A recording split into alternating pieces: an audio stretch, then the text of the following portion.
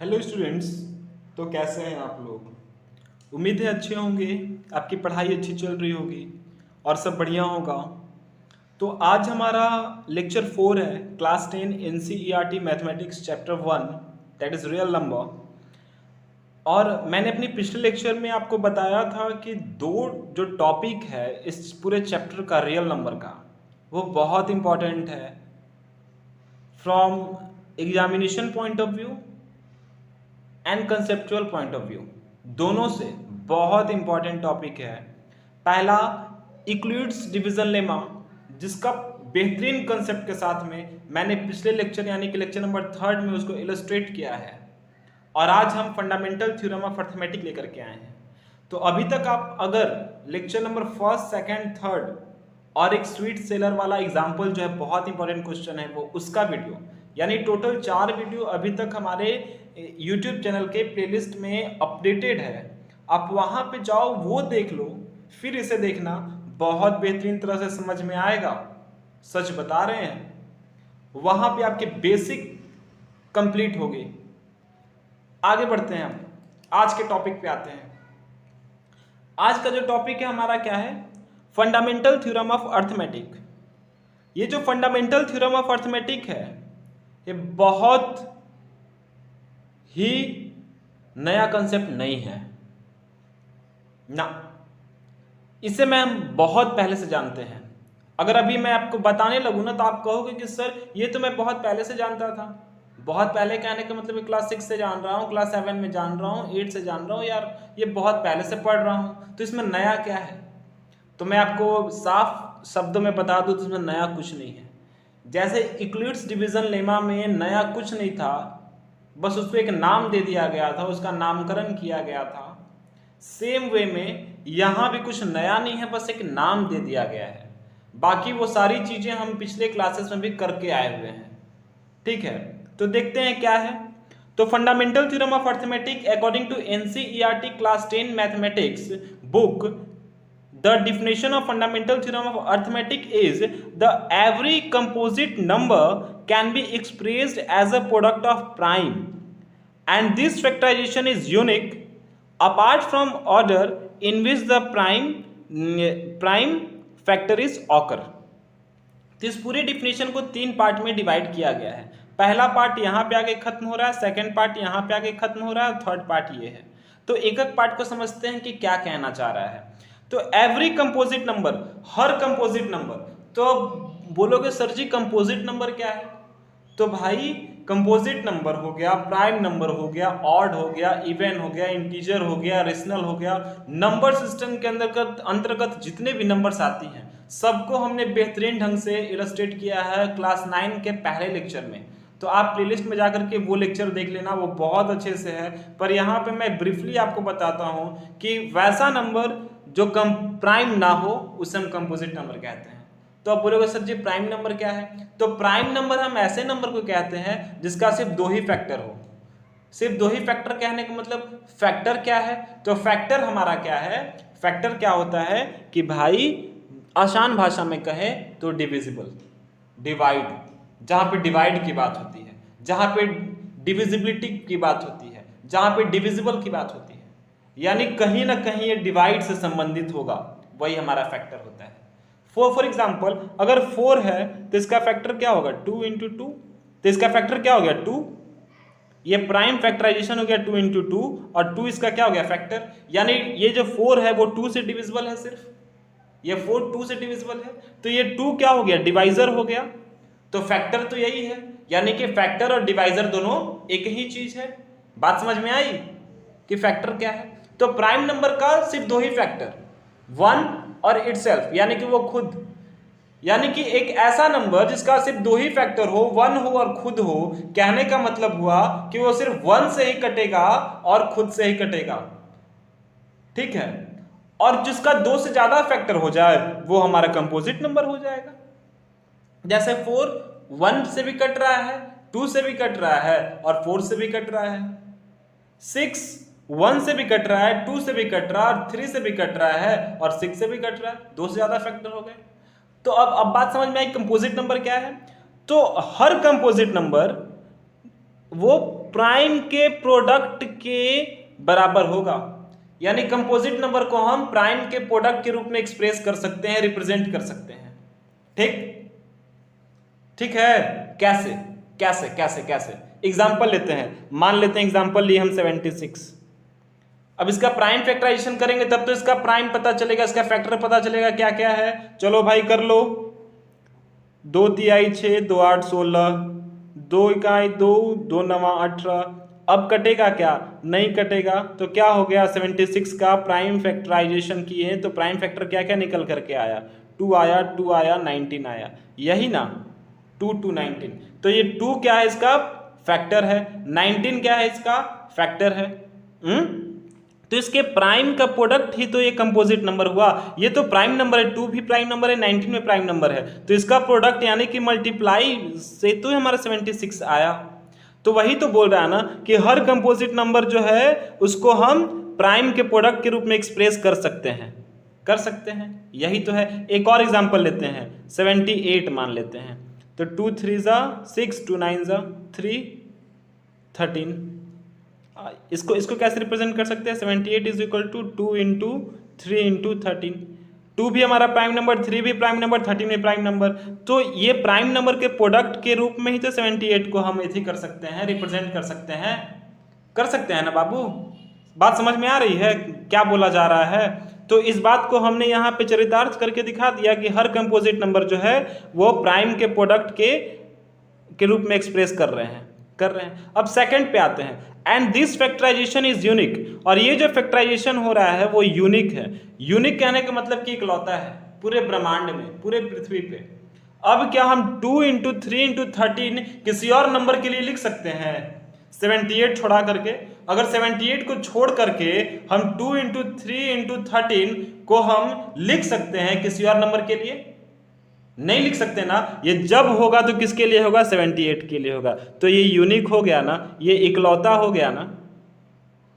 ये 2 into 2 into 19 सिर्फ और सिर्फ 76 के लिए ही तो लिखा जा सकता है ना, कि 77 के लिए लिखा जा सकता है। 98 के लिए 2 इंटू 2 इंटू 19 लिख सकते हैं? आप बताओ मुझे। नहीं लिख सकते ना, नहीं लिख सकते ना। तो ये यूनिक हो गया ना, यही बात यहाँ बोल रहा है। तो आप बोलोगे सर जी इसमें नया क्या है? ये बातें तो हमने पहले भी पढ़ी है, प्राइम फैक्टराइजेशन मेथड जहां पढ़ रहा था। तो हाँ जी सर जी, वही तो मैं बता रहा हूं कि ये कुछ नई नहीं है, इसका नामकरण कर दिया गया है। नामकरण क्या है? तो फंडामेंटल थ्योरम ऑफ अर्थमेटिक। ठीक है। इसका थर्ड पार्ट क्या बोल रहा है? Apart from order. ऑर्डर का मतलब होता है क्रम, यानी क्रम को अगर छोड़ दिया जाए, except for order in which the prime factor is occur, जिसमें ऑकर हुआ है उसको छोड़ दिया जाए। यानी इसको हम लिख सकते हैं 2 इंटू 19 इंटू 2, कोई रेस्ट्रिक्शन नहीं, इसको लिख सकते हैं। क्या इसका मतलब चेंज हुआ? नहीं हुआ। मतलब चेंज नहीं हुआ ना, बात खत्म। क्या इसको हम लिख सकते हैं ना 2 इंटू 13 इंटू 3। यानी ऑर्डर कुछ भी हो वो मायने नहीं रखता है, पर ये जो नंबर है ये हमारा प्राइम नंबर का प्रोडक्ट होगा, और ये जो है इसका प्राइम फैक्टर जो है वो यूनिक है। ये प्राइम फैक्टर जो है यूनिक है, इकलौता है। अब बात समझ में आई कि हम क्या कहना चाह रहे थे और ये फंडामेंटल थ्योरम ऑफ अर्थमेटिक क्या है? बात समझ में आ गई? तो इसे आप या तो याद कर लेना, और फिर याद क्यों करोगे यार, समझ में आ गई तो खुद से भी तो लिख सकते हो। दक्ष क्लासेस 369 पे अगर आपको भरोसा है तो आप याद करना बंद कर दोगे। आपको किसी चीज को याद नहीं करना पड़ेगा। Don't memorise it. आप इसे मेमोराइज मत कीजिए, आप इसे समझिए, अंडरस्टैंड। ठीक है। आपको समझना है, याद नहीं करना है। ठीक, आगे बढ़ते हैं। अब जो है हम कुछ क्वेश्चंस को सॉल्व करेंगे इससे रिलेटेड, और एक्सरसाइज 1.2 के पहले कुछ एग्जांपल्स आपके बुक में दिए गए हैं एनसीईआरटी का, वो मैं सॉल्व करूंगा। ऐसा इस वजह से क्योंकि मैंने आपको पिछले लेक्चर में भी बताया है कि क्लास 10 है, यहाँ पे हम किसी तरीका का जोखिम नहीं ले सकते हैं। हर एक क्वेश्चन को हम सॉल्व करेंगे, चाहे वो एग्जाम्पल का हो या वो एक्सरसाइज का हो। हर एक क्वेश्चन को सॉल्व करेंगे, एक भी क्वेश्चन छूटने ना पाए। ऐसा इस वजह से कि हमारा एक मेथड है कंसेप्ट देने का, और वो है सीटीक्यू। सीटीक्यू क्या होता है? तो कंसेप्ट थ्रू क्वेश्चन, यानी क्वेश्चन के थ्रू हम कंसेप्ट देना पसंद करते हैं।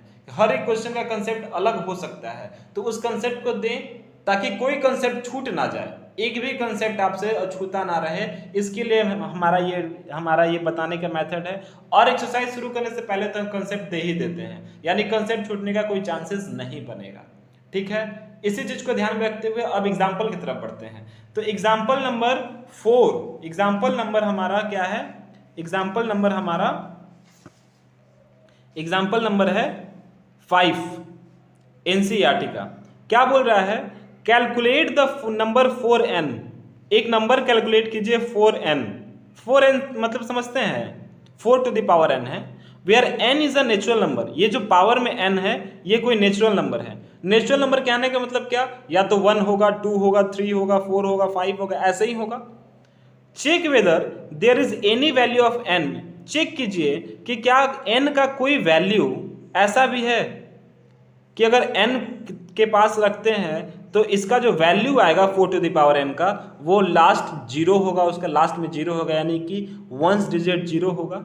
ऐसा कोई नंबर है, आपको चेक करना है।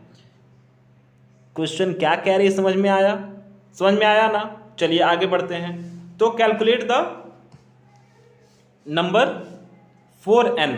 अब n is a natural number, तो n हमारा क्या है, नेचुरल नंबर है। आप यहाँ पे देखो, ठीक है, आप यहाँ पे देख लो, n हमारा नेचुरल नंबर है। नेचुरल नंबर यानी कि n से शुरू होगा, n 1 2 3 कुछ भी हो सकता है। तो 4 to the power 1 4, 4 to the power 2 8 16, 4 to the power 3 64, 4 to the power 4 216, यही ना, 256 सॉरी 256, हाँ 256, ठीक है। तो क्या n का हम कोई पावर ऐसा है जो हमारा इसका वैल्यू अगर रखें तो हमारा लास्ट में जीरो आ जाए। जैसे यहाँ पे लास्ट में 6 आ रहा ना, 4 आ रहा ना, 6 आ रहा ना, वैसे ही वहां पे जीरो आ जाए। कहाँ पे, वंस प्लेस पे, ऐसा कोई नंबर। तो हम जानते हैं कि लास्ट में अगर कोई किसी का नंबर जीरो आ रहा है, जैसे 10 मान लो, लास्ट में जीरो आ रहा ना, तो इसका फैक्टर क्या हो सकता है, 2 into 5 100 क्या हो सकता है, 2 into, अब इसका निकाल दो प्राइम फैक्टराइजेशन, 2 into 5 0, 2 से 25 और 5 से 5, हाँ यही ना। तो 2 into 2 into 5 into 5, आप 20 का देख लो, 2 into 2 into 5, हाँ। आप 30 का देख लो, 2 into 30 का कितना हो जाएगा, 2 into 15 और 3 into 5, यही ना, 2 into 3 into 15 यानी कि 5, यानी कि 2 और 5 जो है वो सब में कॉमन आ रहा है। 2 और 5 तो होना ही पड़ेगा, एक ना एक पेयर 2 और 5 का होना पड़ेगा। अगर लास्ट में किसी का जीरो हो रहा है तो 2 और 5 तो होना ही पड़ेगा, 2 और 5 प्राइम फैक्टराइजेशन में आना ही चाहिए। तो यहाँ पे बताओ 2 और 5 आ सकता है, कभी आ सकता है, आप बताओ हमें, यहाँ पे कभी आ सकता है। ये 4 to the power n है, आप यहाँ देखो, ये 4 to the power n है, तो इसको क्या लिख सकते हैं, 2 into 2 का पावर n लिख सकते हैं ना, 2 into 2 का पावर n। अब एक बात बताओ हमें, इसका तो फैक्टर 2 into 2 आ रहा ना, 4 का फैक्टर कितना आ रहा है, 2 into 2 आ रहा है। क्या 5 आ रहा है, 5 नहीं आ रहा ना। और लास्ट में अगर जीरो है ना तो हमारा 2 और 5 का आना जरूरी है। हमने यहाँ पे देखा, हमने इस पैटर्न को ऑब्जर्व किया तो हमने देखा कि 2 और 5 को आना जरूरी है, पर यहाँ 2 तो नहीं आ, 5 तो नहीं आ रहा, 2 सिर्फ आ रहा है। और अभी हमने फंडामेंटल थ्योरम ऑफ अर्थमेटिक में देखा कि ये यूनिक है, ये चेंज नहीं होगा, ये यूनिक है ना, ये यूनिक है, ये चेंज नहीं होगा। और जब ये चेंज नहीं होगा तो क्या कभी भी ऐसा हो सकता है, कभी भी ऐसा नहीं हो सकता है। तो ये जो क्वेश्चन में बोल रहा है कि check whether there is any value of n for which 4n ends with 0, बोलेगे no, there is no value of n, there is no value of n। और क्या लिख सकते हैं, the value of n after putting in the place of n, the value of 4 to the power n is 0 is doesn't exist. ये exist ही नहीं करेगा, ये एग्जिस्ट नहीं करेगा। क्यों नहीं करेगा, क्योंकि मैंने आपको यहां बता दिया।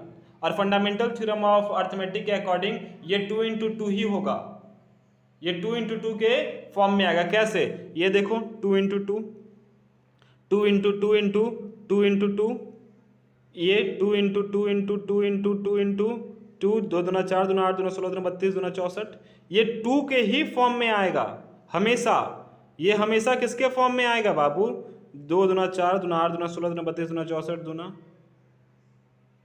128 दूना 256, यानी सिर्फ 2 के फॉर्म में ही आएगा। आप देख रहे हो यहाँ पे ये 2 के फॉर्म में ही आएगा, 5 नहीं आ सकता, और 0 होने के लिए 2 और 5 का होना जरूरी है।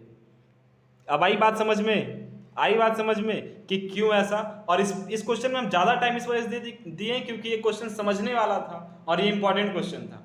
उम्मीद है आपको समझ में आया होगा। अगर नहीं आया है ना, अगर नहीं आया है तो आप फिर से एक बार वीडियो को पीछे करके देख लेना, और फिर भी ना समझ में आया तो आप पूछ लेना एक बार, क्योंकि बहुत इंपॉर्टेंट क्वेश्चन है। एक बार फिर से हम शॉर्ट में रिपीट करते हैं कि जब कभी ऐसा क्वेश्चन आए तो आप एक बार देखना कि 4 टू द पावर n, इसका आप 4 एग्जाम्पल ले लेना, उसको करके देखना कि 2 इंटू 2 इंटू 2 इंटू 2 आ रहा है कि नहीं आ रहा, और 0 लाने के लिए आप करके देख लेना तो 2 इंटू 5 आ रहा है, 2 इंटू 5 2 इंटू 5 2 इंटू 5, यानी 2 इंटू 5 सब में कॉमन है, यानी कि 0 अगर किसी नंबर के लास्ट में है तो उसका प्राइम फैक्टर में 2 और 5 का आना जरूरी है, ऑलवेज ये आ रहा है। लेकिन यहाँ हम देख रहे हैं कि नहीं आ रहा है, और जब नहीं आ रहा तो n का वैल्यू आप कितना भी रख दो, ये जो n है n का वैल्यू आप कितना भी रख दो, कोई मतलब है? वो 2 और 5 कभी नहीं आ सकता। क्यों? क्योंकि फंडामेंटल थ्योरम ऑफ अर्थमेटिक में ये बोल दिया गया है कि ये भाई यूनिक है, ये जो फैक्टराइजेशन आएगा वो यूनिक आएगा, ये जो फैक्टराइजेशन 2 इंटू 2 का ये यूनिक है, ये चेंज नहीं होगा। अब उम्मीद है बात समझ में आई होगी, इस वजह से नहीं हो सकता है, तो लिख देंगे नो, डायरेक्ट आंसर में लिखेंगे नो।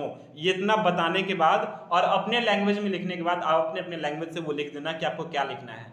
हमारा काम था आपको समझाना, मैंने आपको समझा दिया। ठीक है, ठीक है, ठीक है, ठीक है। अब आगे बढ़ते हैं। 5 एग्जाम्पल नंबर 5 क्या बोल रहा है? 5 हो गया। 6 क्या बोल रहा है कि find the HCF and LCM of 6 and 20 by prime factorisation method. Prime factorisation method तो बचपन से पढ़ते आ रहे हैं। प्राइम फैक्टराइजेशन मेथड कब से पढ़ते आ रहे हैं? बचपन से। 6 and 20 का प्राइम फैक्टराइजेशन निकाल दो, तो 6 का क्या है हमारा? HCF निकाल दो 6 का प्राइम फैक्टराइजेशन मेथड से, तो 2 इंटू 3, 6 का क्या हो गया? 2 इंटू 3 हो गया। 20 का 2 इंटू 2, 2 इंटू 10, 2 इंटू 5, यानी 20 का हो गया 2 इंटू 2 इंटू 5।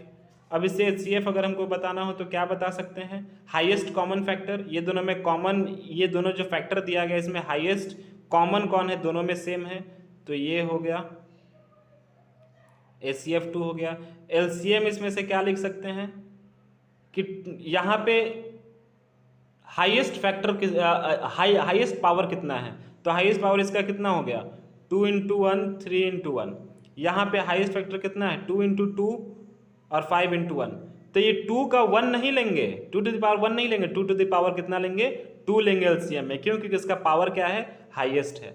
तो 2 का स्क्वायर, 3 का एक ही है तो एक ही ले लेंगे, और 5 का एक ही है तब तो कोई चारा ही नहीं है, एक ही लेंगे। तो कितना हो जाएगा? 2 इंटू 2 इंटू 3 इंटू 5, तो 2 into 2 4 into 3 13, 2 into 2 4, 4 into 3 12, 12 into 5 60। LCM हमारा कितना आ गया? 60 आ गया। अब क्या बात समझ में आई कि LCM हम प्राइम फैक्टराइजेशन मेथड से कैसे लिखेंगे? कि जिसका पावर ज़्यादा वही हम लिखेंगे। तो 2 का पावर यहाँ 1 भी है और 2 का पावर 2 भी है, तो 2 का पावर 2 हम लेंगे। 3 एक ही है तो फिर कोई चारा तो है नहीं, तो 3 का पावर 1 ही ले लेंगे, और 5 भी एक ही है तो 5 का पावर 1 ले लेंगे, और सॉल्व करेंगे 60 आ गया। ये बताने के पीछे एक लॉजिक क्या था, एक क्वेश्चन देने के पीछे का मनसा क्या था बुक वालों का, या फिर आपके जो सिलेबस में इंक्लूड किया है इस चीज़ को, उसका मनसा बस इतना ही था कि वो आपको एक चीज़ बताए कि HCF एंड LCM किसी भी 2 नंबर का, ये जो 2 नंबर दिया गया इसका प्रोडक्ट, यानी कि product of 2 number, product of 2 number is equal to the product of LCM and HCF of that number, HCF and LCM of that number। बात समझे? इस कंसेप्ट को सिर्फ वो देना चाह रहा था, इस कंसेप्ट को देना चाह रहा था। ये कैसे हम अभी बताते हैं आपको, अभी हम बता रहे हैं। इसी कंसेप्ट को वो क्या करना चाह रहा था, आप तक पहुंचाने का प्रयत्न किया। जैसे प्रोडक्ट ऑफ टू नंबर कितना है 6 एंड 20 है, 6 इंटू 20 प्रोडक्ट करना है। Product of LCM and HCF of that number, इसी नंबर का जो एलसीएम और एचसीएफ जो निकाले हैं, एचसीएफ निकाले हैं 2 और एलसीएम निकाले हैं 60, कितना हो गया 120, ये कितना हो गया 120 बराबर हो गया। इसी चीज़ को आपको बताना चाह रहा था वो, और इसी फॉर्मूला के आधार पे या फिर इसी कंसेप्ट के आधार पे आने वाले एक्सरसाइज में कुछ क्वेश्चंस होंगे और आपको सॉल्व करना है। ठीक है, ठीक है, ठीक है, ठीक है। अब कुछ एग्जाम्पल नंबर 7 हमारा, 6 हमारा क्या कहता है, एग्जाम्पल नंबर 7 क्या कहता है, 6 तो हो गया, 7 क्या कहता है कि find the HCF of 96 and 404, 404 और 96 के एचसीएफ फाइंड आउट करना है by the prime factorisation method and hence find their LCM, उसके बाद एलसीएम फाइंड आउट करना है। तो पहले एचसीएफ फाइंड आउट कर लो, किससे से करना है, प्राइम फैक्टराइजेशन मेथड से करना है। तो 96 है, इसका आप कर लीजिए 2 4 जा 18, 2 8 जा 16, 2 2 जा 4, 2 चौका 8, 12, 6 3 1, कितना हो गया 96 का 2 into 2 into 2 into 2 into 2 into 3, 2 था हमारा 3 और 2 5 टाइम्स, 3 और 2 5 टाइम्स। ठीक है, अब कितना है 404 है, 2 दूना 4, 2 दूना 4, 2 से, अब ये किससे कटेगा 101, 2 से कटेगा क्या, नहीं कटेगा, 3 से कटेगा, नहीं कटेगा, 4 से कटेगा, नहीं कटेगा, 5 से नहीं, 6 से नहीं, 6 से नहीं, 7 से कट शायद कटेगा, 7 1 जा 3, 7 से भी नहीं कटेगा। अब ये किसी से नहीं कटेगा, किसी से नहीं कटेगा, तो ये 404 ऐसे ही हो गया, कितना 2 इंटू 2 इंटू 101। अब ऐसे एचसीएफ क्या हो गया, ये कॉमन है, ये कॉमन है, तो एचसीएफ इज इक्वल टू क्या हो गया 2 इंटू 2 यानी कि 4 हो गया एचसीएफ। अब एलसीएम फाइंड आउट करना है, तो अभी हम पीछे फॉर्मूला देखें कि प्रोडक्ट ऑफ टू नंबर, तो कितना का 96 into 404 is equal to HCF into LCM. तो एलसीएम तो हमें निकालना ही है, एचसीएफ कितना है 4 है, तो ये 4 को यहाँ मल्टीप्लाई में है, तो यहाँ आके क्या हो जाएगा डिवाइड में हो जाएगा। अब इससे काट दो, 4 से 4 दूना 8, 4 चौको 16, अब 404 इंटू 24 कर दो, 4 चौको 16 6 हाथ मचा 1, 4 चौका 16, 4 दूना 8 0, 8 6 8 1 9, 8 1 9, कितना आ गया 96।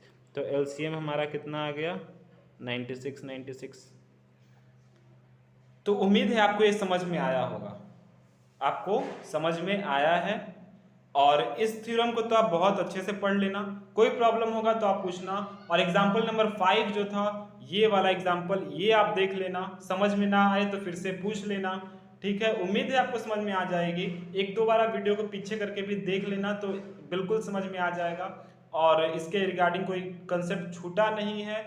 और फिर हम अगले एक्सरसाइज में मतलब अगले लेक्चर में हम आने वाला एक्सरसाइज जो है वो कंप्लीट करेंगे। ठीक है, तब तक के लिए आप अपना ख्याल रखिएगा, अपनों का ख्याल रखिएगा, पढ़ाई जारी रखिएगा। धन्यवाद, जय हिंद।